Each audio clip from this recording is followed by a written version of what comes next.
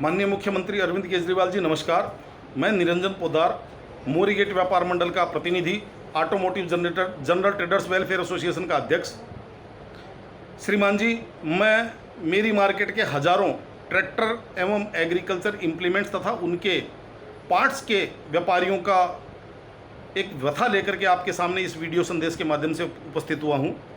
श्रीमान जी, इन्हीं व्यापारियों की व्यथा मैं लगभग 10 दिन पहले भी आपको एक पत्र के माध्यम से प्रेषित कर चुका हूं, जिसके ऊपर आपके तथा आपकी ऑफिस के द्वारा कोई संज्ञान नहीं लिया गया, जिसके लिए मुझे बड़ा ही दुख और बड़ी ही वेदना है। श्रीमान जी, मैं आपको बताना चाहता हूं इस वीडियो संदेश के माध्यम से कि हमारी जो मार्केट है मोरीगेट, वो कृषि उपकरणों की पूरे देश में ही नहीं अपितु एशिया में भी सबसे बड़ी आपूर्तिकर्ता मार्केट है। श्रीमान जी, जैसा कि आप जानते ही हैं कि अप्रैल मई जून ये 3 महीने पूरे देश के अंदर फसलों की बुआई तथा कटाई का सीज़न होता है। इसी दौरान जो देश का किसान समाज है, जो कृषक समाज है, उसको इस एग्रीकल्चर इम्प्लीमेंट्स तथा उसके स्पेयर पार्ट्स की आवश्यकता पड़ती है और उसकी आपूर्ति हम यहाँ मोरीगेट से करते हैं।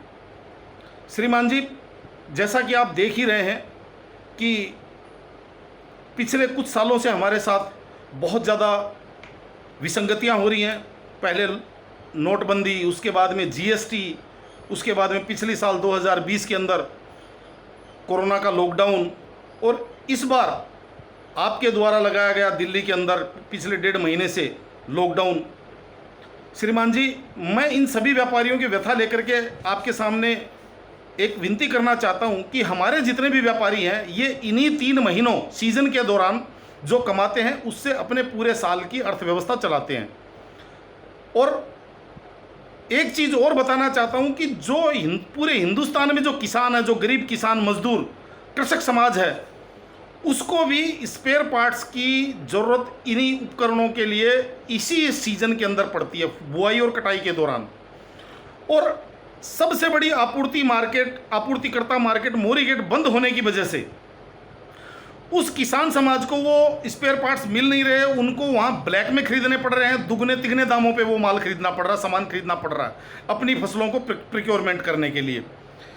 और इसी वीडियो संदेश के माध्यम से मैं आपके संज्ञान में एक चीज़ और लाना चाहता हूँ कि दिल्ली को छोड़ करके लगभग सभी प्रदेशों ने कृषि उपकरणों की दुकानों को लॉकडाउन से राहत दी हुई है, किंतु उनके साथ विडंबना ये है कि उनकी आपूर्तिकर्ता मार्केट मोरीगेट पिछले 1.5 महीने से बंद है, उनको सामान नहीं मिल रहा। श्रीमान जी, हम उम्मीद कर रहे थे कि आज 28 मई को आप 1 तारीख से मार्केट खोलने की हमें परमिशन देंगे, हमें अनुमति देंगे और शायद हम अपना जो भी बचा खुचा कार्य है उसको संपन्न करेंगे। किंतु मुझे बड़ा ही दुख और बड़ी ही वेदना है कि आज भी आपका जो निर्णय है उसके अंदर आपने हमारे ऊपर कृपा दृष्टि नहीं डाली है। आपने केवल फैक्ट्रियों को और कंस्ट्रक्शन को खोलने की अनुमति दी है। श्रीमान जी, इसके लिए भी मैं आपको बताना चाहता हूँ कि इस समाज में एक चैन बनी हुई है। वो फैक्ट्रियाँ जो माल बनाएंगी, जो बवाना में है, नरेला में है, वो फैक्ट्री जो अपना उत्पाद बनाएगी वो इन्हीं मार्केटों के थ्रू समाज के अंदर बेचेगी, वो इन बाज़ारों में भेजेगी और इन बाज़ारों के थ्रू वो सामान पूरे देश में सप्लाई होता है।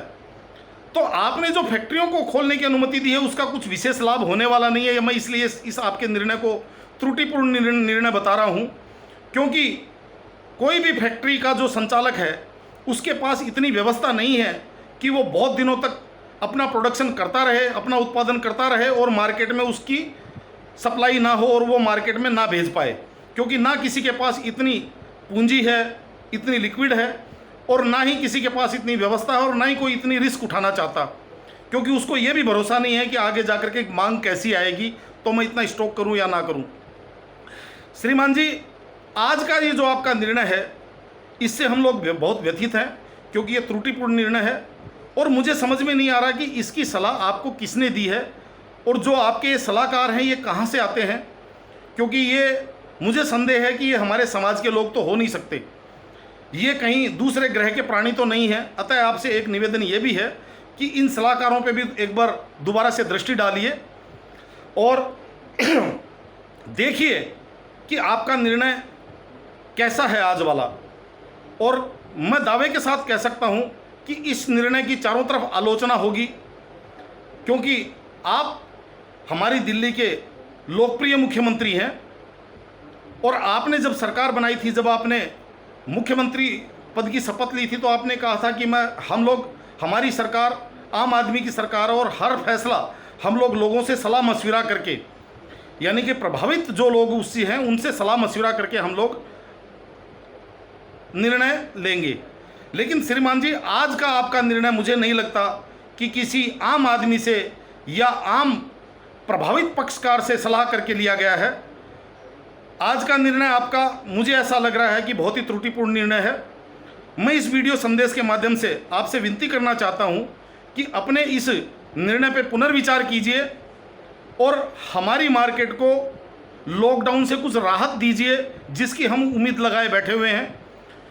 क्योंकि अगर अभी भी ये आपकी दुकानें बंद की जो प्रक्रिया है वो आगे अगर जारी रही, 1 जून के बाद में भी अगर दुकानें आपने अगर खोलने की अनुमति नहीं दी, तो इस वीडियो संदेश के माध्यम से मैं आपसे खाली एक ही आग्रह करता हूं कि मेरे मोरी गेट व्यापार के जितने व्यापारी व्यथित हैं, जितने व्यापारी पीड़ित हैं, उन सब की मैं दुकानों की चाबियां लेकर के और आपके साथ आपके पास उपस्थित हो जाता हूं, प्रस्तुत हो जाता हूं, और वो चाबियां हम आपको दे देते हैं और हमारे बच्चों के लिए भरण पोषण की और रोजगार की व्यवस्था कृपया करके आप करिए। क्योंकि इस निर्णय से हम स्वयं तो अपनी व्यवस्था नहीं चला सकते, हम अपने घर परिवार चलाने में असमर्थ हो जाएंगे। अतः मैं आपसे विनती करता हूं कि अपने निर्णय पर पुनर्विचार कीजिए और हमें कुछ राहत दीजिए श्रीमान जी। और जो मैंने आपको पत्र लिखा था उसके ऊपर भी थोड़ा संज्ञान लीजिए। आपसे बहुत रिक्वेस्ट है, बहुत विनती है। ये मेरी निरंजन पोद्दार की आवाज़ नहीं है, ये हजारों व्यापारियों की आवाज़ है और लाखों किसानों की आवाज़ है। इन्हीं शब्दों के साथ मेरे कुछ त्रुटिपूर्ण शब्द रहे हों, उनके लिए मैं आपसे क्षमा प्रार्थी हूँ। हो सकता है व्यथा की वजह से वो शब्द निकल गए हों, तो मैं उनके लिए क्षमा प्रार्थी हूँ। आपसे निवेदन है और मुझे आशा है कि ये वीडियो संदेश आप तक पहुंचने के बाद में आप निश्चित रूप से अपने निर्णय पर पुनर्विचार करके हमें राहत देंगे। बहुत बहुत धन्यवाद। जय हिंद, जय भारत।